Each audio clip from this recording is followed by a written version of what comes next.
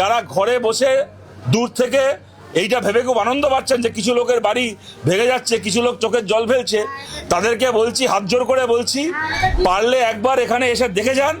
এখানে যে মানুষগুলোর ওপরে এই অত্যাচার হচ্ছে তারা কি আপনার শত্রু? আপনার কি এদের ওপর রাগ ছিল? রাগ তো তৃণমূলের চোরগুলোর ওপর ছিল।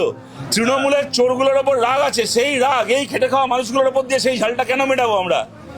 এই মানুষগুলো কি দোষ করেছে? কেউ একটা 150 স্কোয়ার ফিট 200 স্কোয়ার ফিটের ফ্ল্যাটে কোনো রকমে মাথা গুঁজে আছেন।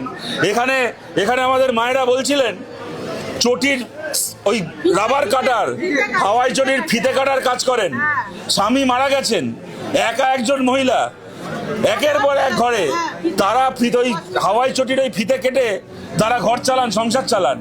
আজকে তার বাড়িটা ভেঙে পড়ছে। একটা বাচ্চা মেয়ে, সে এসে বলছে উচ্চ মাধ্যমিক পরীক্ষা দিয়েছে, ভালো নম্বর পেয়ে পাস করেছে, পলিটিক্যাল সায়েন্সে অনার্স পড়তে চায়, কিন্তু সে কলেজের ফর্ম ফিল আপ করছে না। এখন কেন করছে না? তার চিন্তা আমার বাড়িটা থাকবে কি থাকবে না।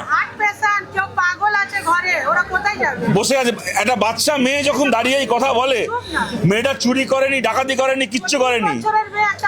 একটা বাচ্চা মেয়ে যখন এই কথা বলে যে আমি উচ্চ মাধ্যমিক পরীক্ষা পাস করেছি ভালো নম্বর পেয়ে, কিন্তু আমি কলেজে ভর্তি হওয়ার জন্য ফর্মটা ফিল আপ করিনি, তার কারণটা হচ্ছে আমি জানি না আমার বাড়িটা থাকবে কি থাকবে না। যদি বাড়ি ভেঙে দেওয়া হয় আমি কলেজে আর কি করে পড়াশোনা করব?